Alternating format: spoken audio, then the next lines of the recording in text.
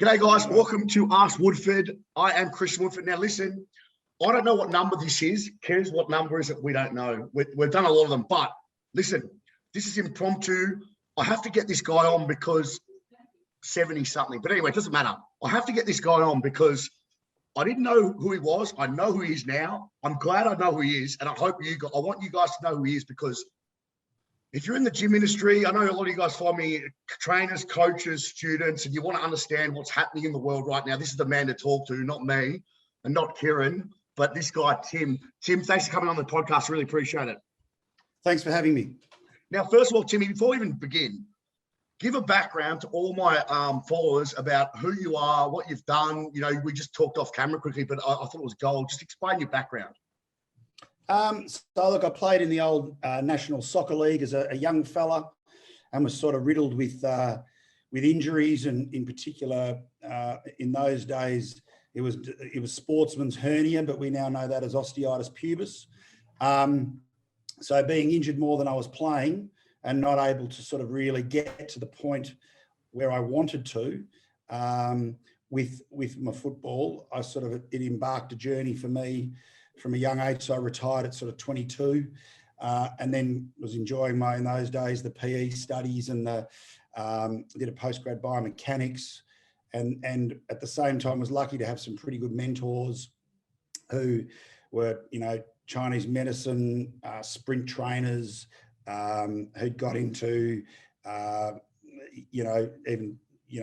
osteopath and chiropractic stuff. Yep. Yoga, always been heavily into my martial arts as cross training. So I sort of just started to bring all that together, assisted in some high performance roles in the old NBL, consulted to most of the Socceroos in the golden generation of that World Cup back in 2005, and travelled overseas to work with players in the English Premier League. And so I have a physio practice called the Sports Clinic, which is in Paran, yep. Which is into its 28th year. Yep. And then I've also got a chain of gyms that we started probably 9 years ago called Train 24/7 Fitness.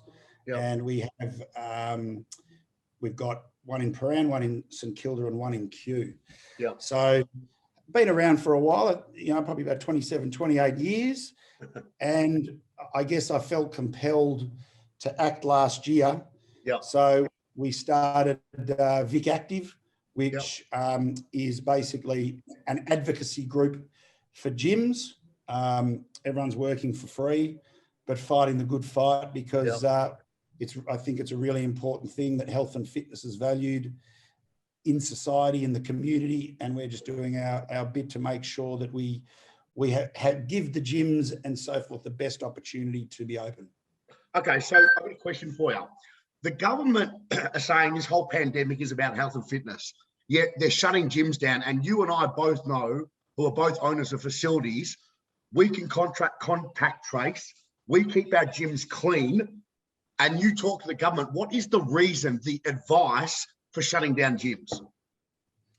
Well, I think the first thing to say is, and I'd mentioned this, is there's only really 3 industries that the government has had proper industry consultation with. Okay. One's the AFL. Yep. One's horse racing, and one's construction. Okay. And albeit the odd case here and there, yep. Those 3 industries have managed pretty well. Yep. The fitness industry has had some DHHS consultation along the way, but essentially we've only ever had one proper industry meeting with Professor Alan Cheng, who at the time was the deputy cho. Yep. And basically we discussed where the evidence was to close gyms. The only thing offered was a spin class in career in February 2020. Yep. And you pretty quickly realise that what this whole thing is about is more about a political narrative and ideology. Yep. And the best medical advice and the best health advice and the best science doesn't exist. And I think the best example of that was there was health advice saying that playgrounds should be closed for kids. Yep. And then because it was an unpopular decision, he changed it. All of a sudden, the health advice was that things could be open. and playgrounds could be open. So to your listeners, I'd say if you're an owner of a gym, I think you just need to understand that at the moment, however you've been trained, whether you're an S&C, whether you have good clinical reasoning as a physiotherapist, or you're just you've got a background in PT, and you're running your small business, just understand that your training that you have enables you to be clinical and become good at what you do. This whole thing is not about good clinical reasoning, because there is no health advice, and certainly nothing's ever been proven. I mean, I don't know if you heard the other day, the chief psychiatrist, Neil Coventry, came out and said he was pretty happy with where the psychological state and emotional state was of Victorians. I heard that and I laughed. I couldn't. Do these guys read the room? You've met with these people? Do they read the room, or do they have any idea what you and I, like, we're business owners? Do they have any idea? These guys are public servants. Jimmy, they get paid every week regardless. But you and I, we don't. We need clients. We need a clientele to come in to pay. Do these people understand this? Like I've got no idea with this. This is what do you think? I think the most important thing is in a really ruthless way is they don't care. And I'm sure the listeners out there would find, and I've certainly found that in my own friendship group as a father of 3 kids, whereby, everyone has been affected by the pandemic in their own way. And so for some people, their biggest hardship has been homeschooling. For someone else, it's having to close a restaurant, a cafe, a gym. And as unfair as it is, at the end of the day, because the political narrative is all about votes and vested interest and self-interest, I've got to say they don't care. So go back a bit. You got 3 kids. How old are your kids? And are they, obviously, if they're still in school, they're obviously getting homeschooled. How's that been? Yeah, so that's a disaster where, you've got, 12, 10 and 8, and it'll affect all the kids I see differently, not just my own, where some kids who are a bit introverted and don't like all the add-ons that you get at school and can sit there and do their work and sit on a computer screen have thrived to a point. But the bulk of kids are learning important social skills. They're learning, they're missing out on their community sport. They haven't played footy for a couple of years. And I know you do a lot of work with AFL boys, and I've said this from the start as well. It'll be fascinating at this draft to watch, your top 20 kids are your top 20 kids regardless. Yeah. But a lot of those kids that would have been once picked at pick number 50 or 40, you'd have to pick the WA or the South Australian kid because he's played for the last 2 years. They're more developed, yeah. In terms of being a father, this is put business away. Being a father, Tim, because I'm not a father, I don't understand. Being a father would be completely different. But how do you feel being a father watching your kids go through this? Because aren't they the collateral damage in this? Like, they don't deserve this. They need to be with their friendship group, playing community sport, enjoying life. Absolutely. When you've got a daughter that comes in and says, I'm missing my childhood, and she's in tears, and you've got 2 or 3 kids in a room, at 10 o'clock crying, as a father, it makes you absolutely ropeable that, then you can experience that and then go to work and have all these business owners suffering and closing down. And then someone like, a chief psychiatrist, head of psychiatry for Victoria can come out and say he's pretty happy with the mental state. I mean, Vic Active last year were calling out the government saying, at the end of the day, we are in the midst of a physical and mental health catastrophe. And that was denied. All of lockdown 1 and 2 were told, no, there's not, no, there's not, no, there's not. And then it's funny, the budget came out. The state government budget came out at the start of this year. Where did all the money go? Mental health? Mental health. Correct. And I thought there wasn't a catastrophe. And what's changed? Where have business owners been given a roadmap? Where have gym owners been given a roadmap? At the end of the day, the only time there have been considerable changes to the roadmaps has been through political pressure or pressure from elsewhere, because they're very good at jobs for the boys. So Vic Active, just so I understand, so Vic Active, is this something that you started or you got involved with? Or explain a little bit more about, I'm intrigued to know more about Vic Active, because I believe we are not, you've got a big background. And I've got a lot of respect for you because A, what you're doing, and B, you're knowledgeable and you've got a lot of experience. So we need people like you. Did you, like, who started, and also what's your mission? What's the mission statement of it? So Vic Active was formed when, through frustration, I was just getting angrier and angrier between the pandemics, the first couple last year. Yeah. Because I saw, I basically could see that, we were first to close and last to open. Yep. And for me, it made no sense why the gyms would also were not in line with hospitality or anything else. Yep. That was just what was fair. I could understand that there was a narrative around this virus. And again, I'm not someone who's sitting here, all I've ever preached is a balanced approach, because I have treated people from overseas in the practice, and have also treated people locally who've had it, and it ain't good. It ain't good. Like, I've got guys that previously were really good on their cardio, and they come in and they are wheezing 14 months on, 5 minutes on a bike, just ticking over at 70 revs per minute. Yep. So make that be clear, I'm not someone that thinks this thing doesn't exist or it's a hoax or anything like that, because if you get it, it's not great. All I'm saying is we haven't looked at this in a balanced approach from the outset, whereby there's been suicides, there's been mental health issues, there's been self-harming, there's been business loss, there's been economic cost, and that has not had a balanced narrative with that of just how many cases a day and how many deaths, etc. And so we need to be taking that balanced approach to gauging all of this, and through this ignorant approach where it's focused on one thing, the reality is it's here. Blind Freddie can tell you, WA can hold out as long as they can, but it's a virus. It'll eventually get there, and when it does, we have to learn to live with it. And it just amazes me that the rest of the world has done it. The next strain will be coming in soon, and we've only realised, potential vaccinations, and where's even been the messaging around look after yourself. The average Victorian's probably put on 10 kilos. Tim, I'll stop you there. That's brilliant. I found it interesting, Timmy, and you understand your agreement on this. If this is about health, Tim, why not? The gym's the most important, but not only mental, but physical. People put on weight. Immune system's been lowered, compromised. That gives you a greater chance of getting the virus, but also getting more sick from it. There's no education on proper diet, nutrition. What about, I understand, look, alcohol shops, fast food's open. All this, if this is about health, wouldn't you think they would educate preventive measures? But they don't. Correct. There's been nothing, and I guess governments can't make money out of healthy people, and that's a big part to it. That's true.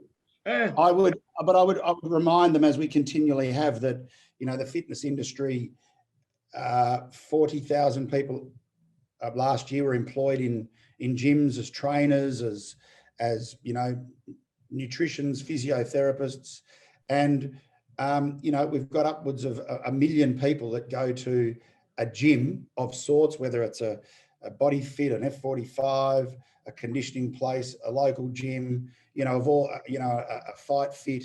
It's a big part to the population of Victoria. A large part of them see the gym as their happy place that has been taken away from them, and the lack of understanding. Because again, I've spoken to some wonderful politicians over the last 12 months, and some people that really don't get it as well. And the reality is, what's the general health of most politicians? Terrible. You don't see a whole heap of them, at gyms and so forth. So it's also a very undervalued and misunderstood product from their perspective. That's for sure. Do you think it doesn't help us, our profession, as kind of being seen as, you texted me on this after I had a go at one of the bots, we're kind of seen as meatheads. Does that maybe they think that of us? Do you reckon that plays into that? And I've got to say, I've been involved in some form in our industry for 27 years, but as I've openly said this and can be quoted on it, that the ease in which I can hire physiotherapists in the practice and the amount of training that needs to go into them, etc., is a breeze. There's a really good advocacy group, that the APA that work and do a really good job in representing, the industry.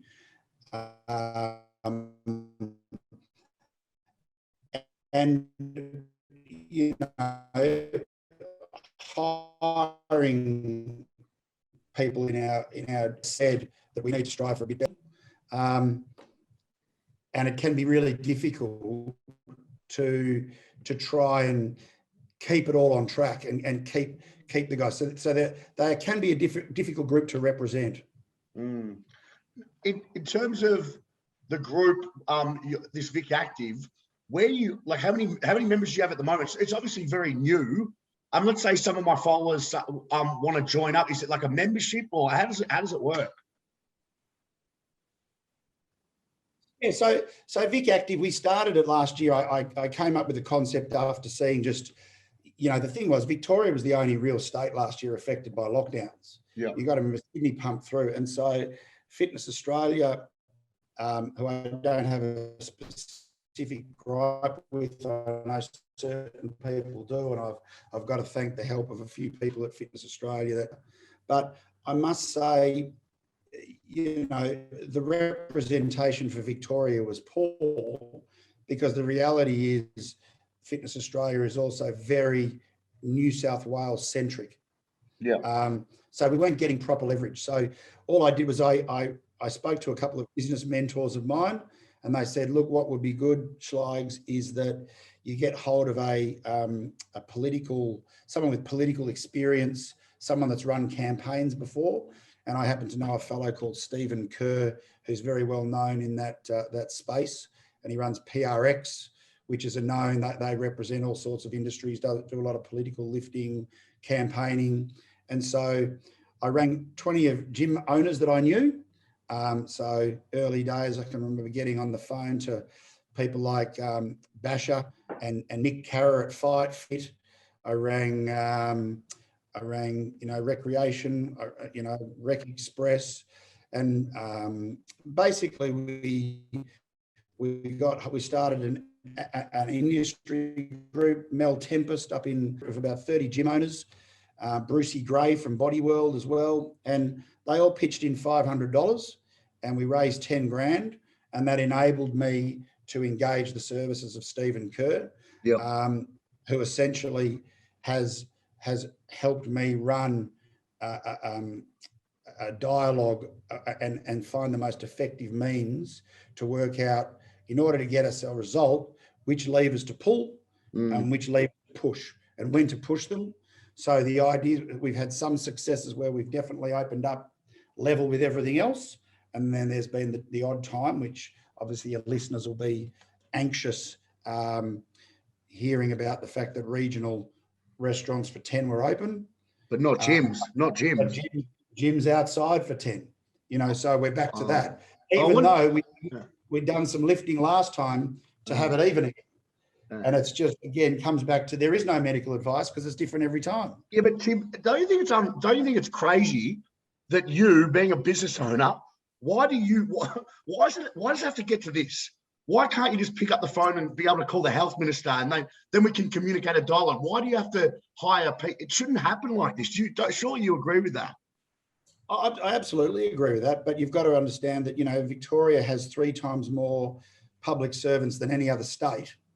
And, Labor's, I think I said this to you before, is, they've had 8 years where no one has ever really cared about state politics, and most people turn up and just vote, giggle that there's a thing called the sex party, and what does that mean? And they tick it. And all of a sudden, I was chatting to a young footballer in his early 20s the other day, and he was making the point on his WhatsApp group full of young footballers, there would be normal banter that you would expect that young men would be having on their WhatsApp group. And all of a sudden there's politics is the major thing they're talking about. So we can be rest assured by November next year that when everyone puts their votes in, it'll be the most considered election where people are actually adamant that they're determined to make their vote count in November next year. Do you think, sorry to cut you off, do you think Andrews will win with a landslide, or do you think now that the Libs have changed back to Guy, he might improve again? What do you think?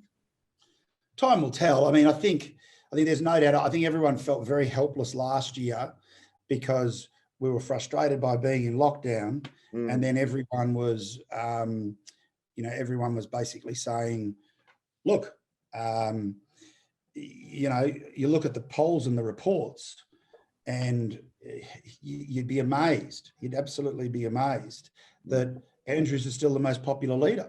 And, I think the narrative's changed considerably now, because we look and see a situation where, I've never seen a fairly left, newspaper like The Age wrote that letter saying enough's enough. This is not on. Where's the health advice? Victorians have had enough. I mean, I've never seen that, anything like that in my life. The Age is very left, isn't it? The Age is very left. Yeah, and all of a sudden it's writing a thing complaining about the Premier and his actions. So there's no doubt, and I think if people go for a walk, there are people saying stuff that I'm not wearing a mask anymore. There are people who've, clearly dodging the rules on, if you're telling me that all the people on the roads at the moment are essential workers and they're obeying the 5 and 10 kilometres, and the police certainly aren't throwing out fines like they were last year. And, I've treated a couple of police officers in our practice recently, and we've had them through with our physios, and, they've got families. They want to take their little kids to the playground as well. They've had enough, and everyone's had enough. Yeah. So, I mean, and that's the thing, everyone's hurting. But as I said to you before, the self-interest is been alive, whereby, well, I've still got my job, so I'm not fussed. And when you've got 3 times the public servants than any other state, they're the ones that they're pretty happy. So they're happy to, try and do their best to make sure Dan stays in. So just so I know, how many public servants, like the number, do you know the exact number of public servants in Victoria? I couldn't tell you off the top of my head. I'm happy to do some research and find out. Yeah. But, it's just, there's a lot of people. Yeah. And we used a football club analogy. I would say there's a lot of people struggling to remain relevant, and a lot of snouts in the trough that certainly aren't needed. And, at the end of the day, when the CFO of the football club comes through and goes, so what are we paying that bloke for that? I mean, or in any private enterprise, you'd look at it and go, we just can't afford that. Like, we don't need 10 participants in those roles.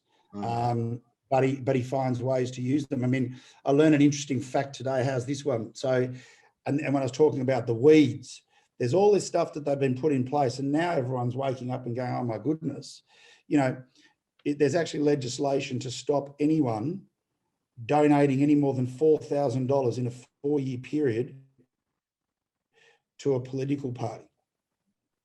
So if the Libs were looking for donations, it's illegal to donate more than $4,000. It's crazy. But if you're a union, you can donate as much as.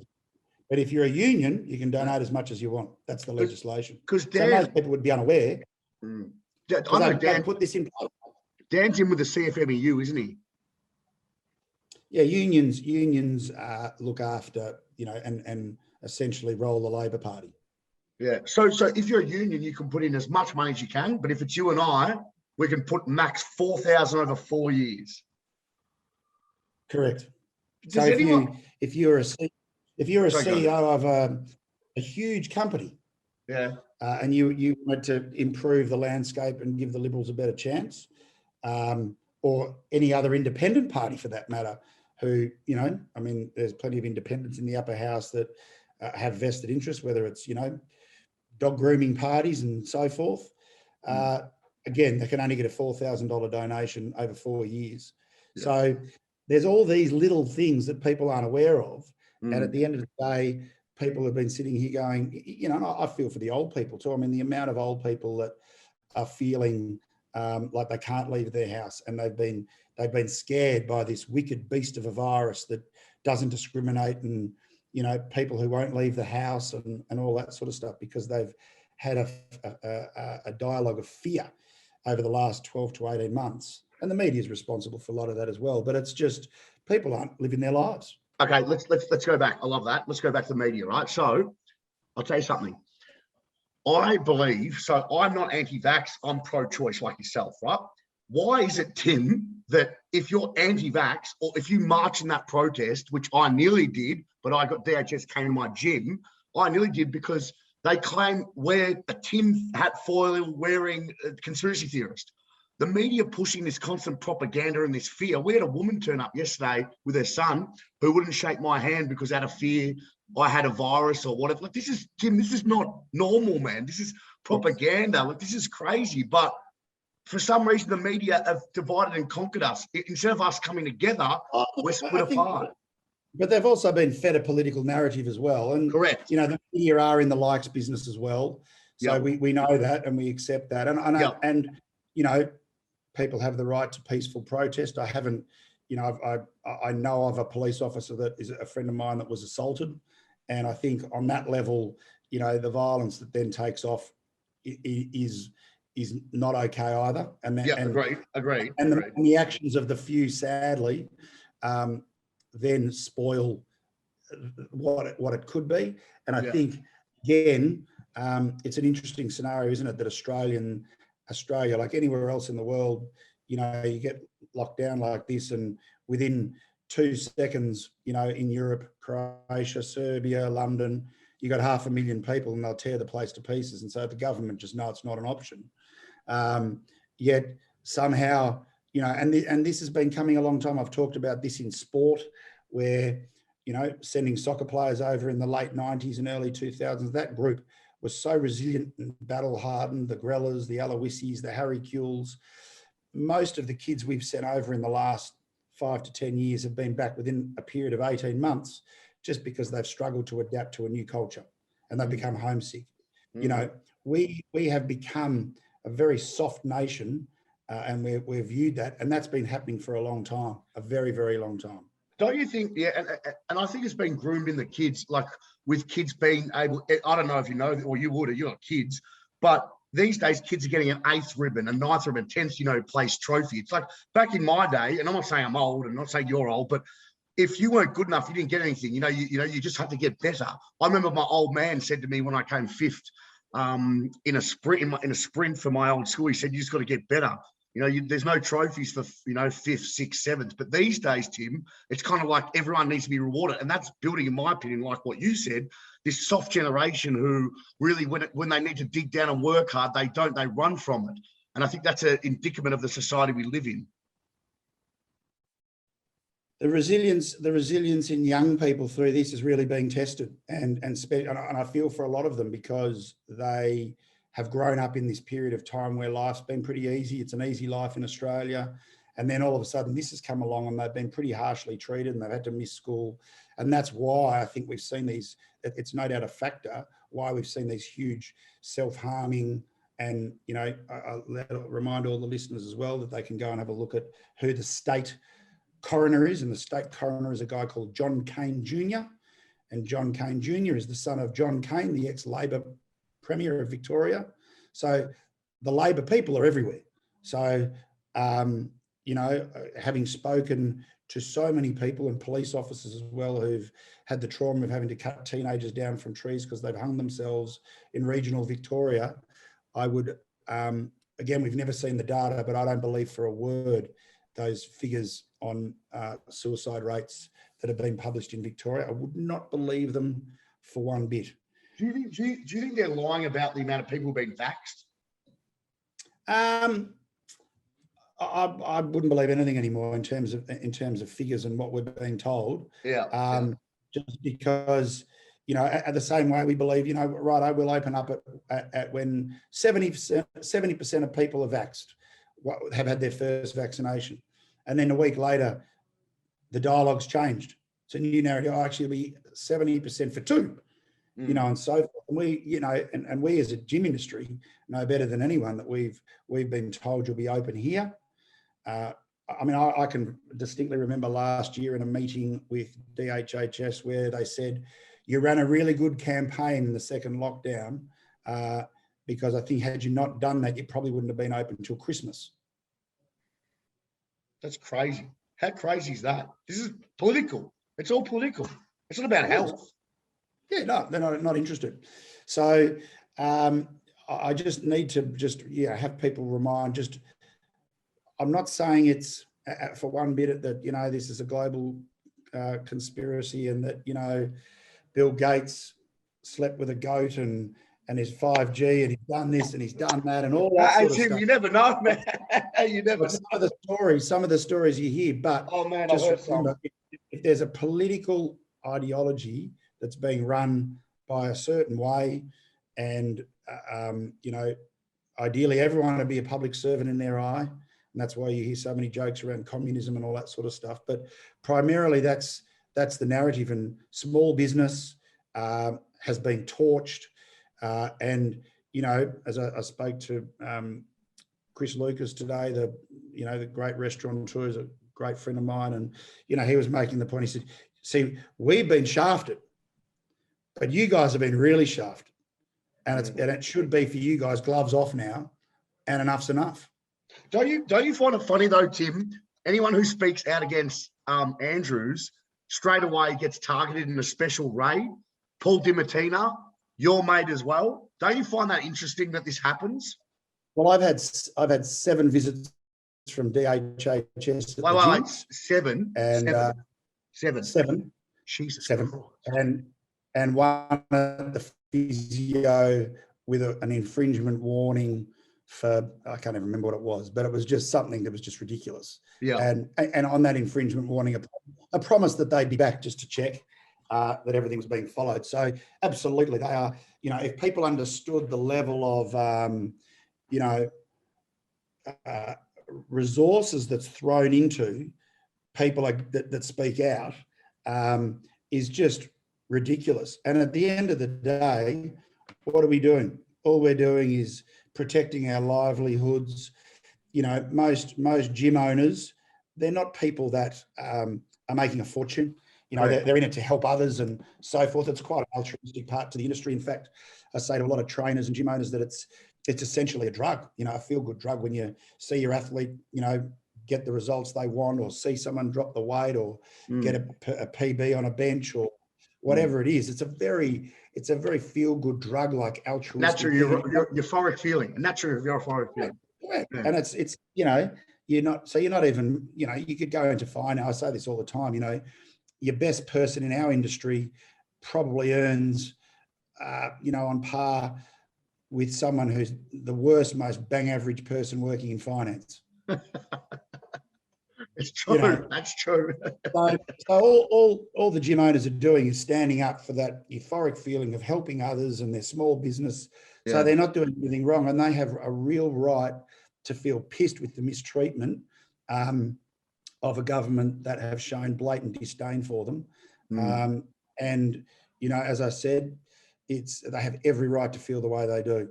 Okay. So what can we as an industry, Tim, do to help get us open again? What can we do, you think? Well, I think I've said a lot, and again, I'm not a politician. I've just used a bit of experience, and the same way you'll see your best athletes have learned, they normally surround themselves with good people, and I'm lucky that I don't suffer fools. And I've always said, I keep all my businesses in my life a fuckwit-free zone.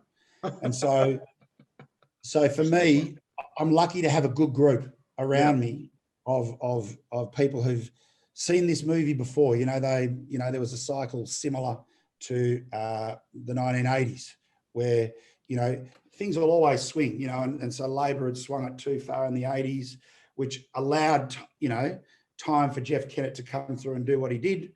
And then Jeff, by his own admission, went too far the other way and didn't listen to the country, and got too, used to listening to just himself.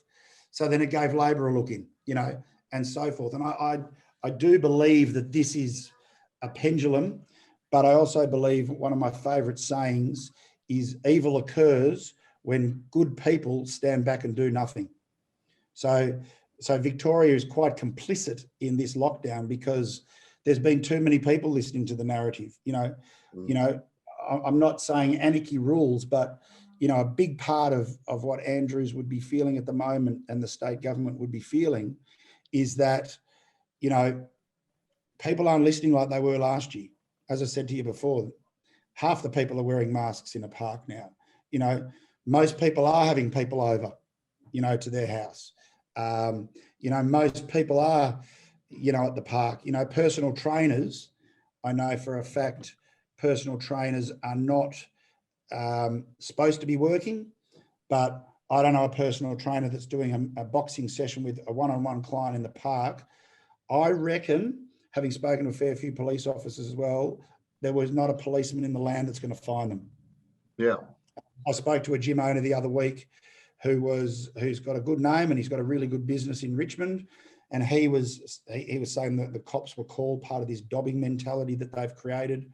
And the cops came and police came and spoke to him and said, look, we know you've had such a shit time through all of this, that what we're happy to say is, mate, just don't do it here. And we're definitely not going to fine you. But if you guys turned up in a park and did the same thing as what you're doing, there's no police officer at our station that'll fine you. Mm. So not being complicit, not being a scaredy cat to go, well, I'm going to go down the park and, you know, not do some training or, you know, I don't necessarily want to wear a mask outside given there's no evidence. You know, a year ago, the police were walking up and down St Edmunds Road, Paran, telling people to lift their masks up above the nose. Now I've watched 10 people walk past without a mask on. They're not going to say anything. So that understanding that people are no longer listening is a big one for him. And I think the playground gate is a big one where people went around and just started chopping the ribbons down, pulling fences down. I did that. I started pulling shit down. Yeah. And I saw I was wrapped at the skate park around the corner from where my kids are. A lot of them are digging their dirt jumps and all that sort of stuff. Good stuff. But then a big group of teenagers went and pushed all the concrete slabs off the jumps at the BMX park, and it's back. And the council aren't there. But it's, again, they're not listening and people have had enough. At the end of the day, it is people power, isn't it? We will always win when we come together. Correct. And I've got lots of tradie mates and union mates, and I haven't met any of them that are happy, because even staunch Labor people have still, if they've got 2 or 3 kids, have had to endure, and it's fallen back. Just the reality. I know that we talk about 50-50 and PC and all that. So the reality is most mothers have better patience than husbands, and that's just the reality. So the homeschooling has fallen the weight of shoulders on a lot of the women, and the mental health going on in the mums hasn't even been talked about. It's just most mums are pretty resilient and will just suffer quietly. But I'll tell you, that's been really tough. And so for the average Labor voting mum, she'll be thinking, am I really going to vote for this bloke? You know, he put me through hell with those kids. And I watched my kid get depressed, who's never had depression in their life. And I watched my other kid miss out on their VCE playing a first 18 game, and et cetera, et cetera. Like, it's just been a shit show. So I say to fitness and gym owners and trainers, showing you're not listening, whatever that looks like to you within your value system, is critical.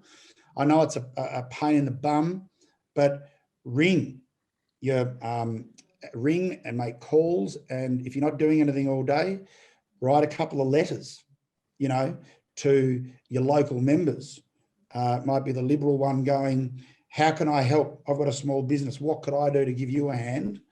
The same way you could say to your Labor one, I'm disgusted with your handling of this, your blatant disregard for my small business and what you've done, and the trauma and you're very hard to stay in a job where you're getting 300 letters of that a day.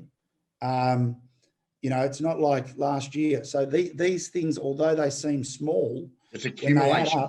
Are an accumulation, and then they start going, well, shit, you know, looking at this, and it comes back to the number one thing, votes. Looking at all this, can we really get away with these lockdowns? And I've said this from the outset. I remember doing a piece with one of the leisure management magazines, and people asked me, what are the trends? What leaders in the industry, what are the trends for 2021? And I said, I can't believe everyone's sitting about the new trend and worried about what this gym's going to be, or what body fit's going to look like, and what this Zoom class is going to look like, etc. The key message needed to be to every gym that lockdown 3, 4, 5, and 6 are coming. And that's all I talked about. And I remember the narrative of, like, we were really strong and united as a group. it felt a little bit like at times when we'd speak out, I'd look behind my shoulders and I'd have my big mate, Tony Doherty, who's just been immense and, probably been on the phone to him 3 times a day over the last 18 months. But there weren't a heap of people behind us. And then we got to the end of last year, and I get it, everyone was just so relieved to get their businesses open. They went back to business as usual. But the reality was, through combat sports, that if you get a chance to put your ankle on someone's throat, you don't take it off. And that's exactly what we did. And then all of a sudden by lockdown 4, because we'd gone quiet again, we were back at the queue. Yeah. Just quickly, Tony Doherty's been brilliant. I've got a really big respect for Tony. I didn't know you two were good mates. That's good to know, because you and him, I'll be honest, I've been reading what you've been writing, like honestly reading it like every day, and Tony Doherty. And you're both older statesmen in the industry. It's been real good to watch you both kind of lead the industry, because without it, I reckon we would have been in a fair bit of trouble, because you two are really standing up and taking that burden, taking that torch. He's been brilliant, Tony Doherty. Yeah, no, he's a classic. I call him the big dog, and he's a cracker, and he's been immense. And obviously, I'm, we would probably have sat there on the phone at different times, 2-3 times a day, or had meetings in his office over in Brunswick, and just sat there and strategized. And as I said, and to have Stephen Kerr, who I've got to have a shout out to from PRX, because he's a ripping fella. He's the Kerr family's a big family at Carlton, and Pat Kerr was his boy. Was that Paddy Kerr's dad?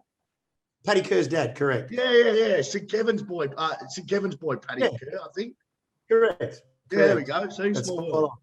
There we go. Yeah, and so Steve has basically, I would have to have said, done $150,000 worth of work for us for $10,000 over the last year, just because he gets the whole just landscape and has then introduced me to political allies that have been able to help our cause. So Georgie Crozier was fantastic at being able to, put together that 14,000 petition that everyone signed, which I know people are annoyed and they go, what's a petition do? But it just keeps an argument front and center. And I talk to people a lot. You've got the top down and you've got the bottom up, and you've got to do both. Yeah. So you've got to have some media stuff going. You've got to have petitions and all those sort of things. And to all my friends out there, this is that have said, why don't you all just open? And my advice there is it only works if everyone does it. And I'd be aware, and this is the other thing I'd say, is be aware of this little narrative that a large portion of gymnasiums are private equity based and owned by private equity. Yep. So private equity, just by mere nature, will have a diverse portfolio.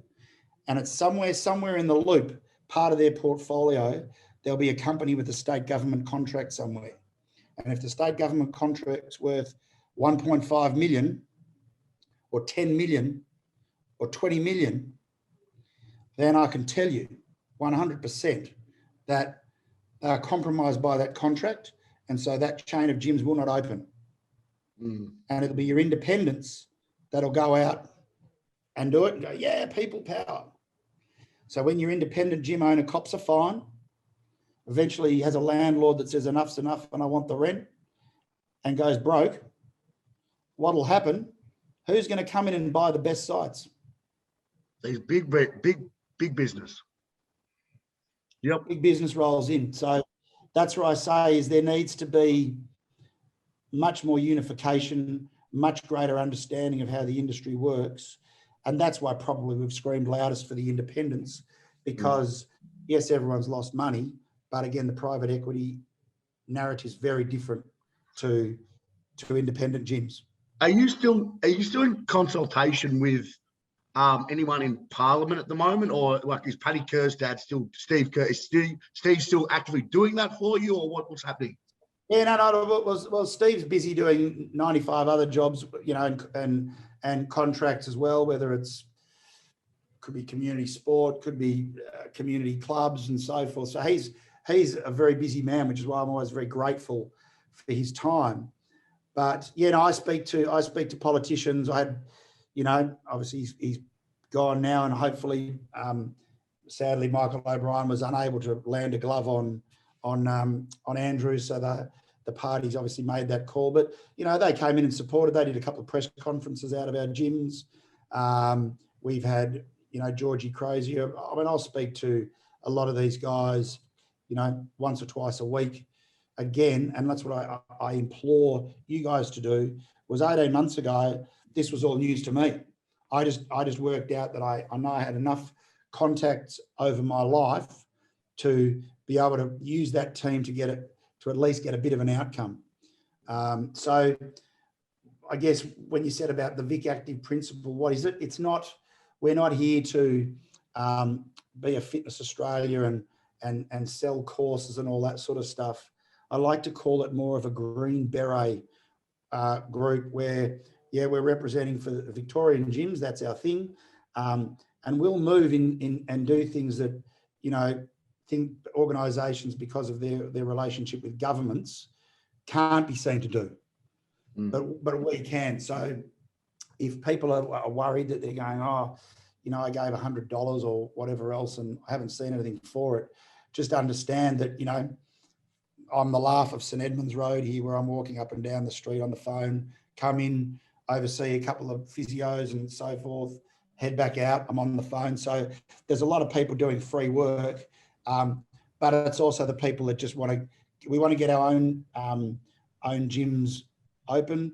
We want to get everyone else's gyms open. And I guess the more learning and understanding you have of why we're in this mess, it's very hard to then not act on, the evil's there. So you can't just sit back and do nothing. You've got to do something about it. And I would put it to most type A personality, gym owners, PT businesses, etc. We're all pretty active people. And so I think putting an hour a day into writing an email to your local, it's not hard to Google who your local Labor MP is or whatever, and send a letter. I always say to people, play the ball, not the man, because, once you play the man, it doesn't get you anywhere. They just won't listen to you anymore. But you want to be able to send a narrative across, just saying how disappointed you are. And it's gloves off time, I think, for the gym owners to go, you make as much noise with Parliament. If you've got those of you that have trained a reporter before, which I'm sure many of you have, there's the Vic Active narrative that goes out, every 3 or 4 weeks on social media, that you can look at the stories, keep pumping the physical health, the mental health, the lack of no science, the lack of no medical research or any of that. And you can do an article, even if it's in the leader newspaper, even if it's in the Age, whatever else. I want different people being heard from, going, geez, they're a pretty united organisation, aren't they? And that's the best way we can, what was the best thing we can do at the moment. And then as individuals, as I said, you're not, even if you did get a fine for taking one of your clients in the park, I can be rest assured that is something that I'd be shocked if you got it. But B, on the other side, I don't think there'll be too many people paying. I'd love to see what the latest stats are on how many fines have been paid. $30 million unpaid. No one's going to pay it. I mean, personally, if I got one, I wouldn't pay it. So it's just out of principle. All right, Tim. First of all, I want to thank you for coming on the show. You've been brilliant. But before we end, where can people follow you? Can you give them like your Instagram handle, Facebook? Give me all that. Yeah, so like get on the Vic Active Instagram page, because we're trying to keep the right narrative to go. And then at the same time, I've got a Tim Schleiger coach page that I'll mix up and match between some professional stuff and who's been in the clinic and who's been in the gyms and so forth. And then also just printing and trying to reinforce what Vic Active's trying to do, so that a gym owner can go, right, what am I getting for something or whatever else. If people want to go to Vic Active and chuck in $20 or $50 or whatever to help me put some money in Stephen Kerr's kick, that'd be great. But I also understand that there's no money in the fitness industry, and I'd rather, for now, gym owners keep that money in their pockets and make sure that they see this through to the other side. Well, look, for everyone out there who's watching this, I'm going to put $100 in. So I'm hoping for you guys to all kind of, I'm not putting pressure on you, nothing like that, but for all you guys, for all the content I've ever given everyone and the work that we've done over 9 years, anything, Tim's really putting a good fight. He's doing it all for free. Anything at all, $5, $10, it's all going to help. I'll put in 100, Timmy. So anything we can do, guys, let's get behind this. We need to be one. We need to be united. We can't just all be, thank you, brother. We're going to do this, do that. We all need to come one. Go to the Vict Active website. I'll put the link below. Other than that, Tim, thanks for coming on the podcast. Is there any final words you want to, any final words at all? Yeah, time for gym owners, I know everyone's exhausted. I know people are tired. People are battling a combination of depression and anxiety in their own way as business owners, frustration. As I've said to you, write a letter, disobey a rule in your value system as a mini silent protest, and keep following it. And I'm adamant on this one. If you've got a journalist, a reporter or whatever that say, listen, I'd love to do an article on the state of gyms and so forth. And rather than feeling like you're going to be on a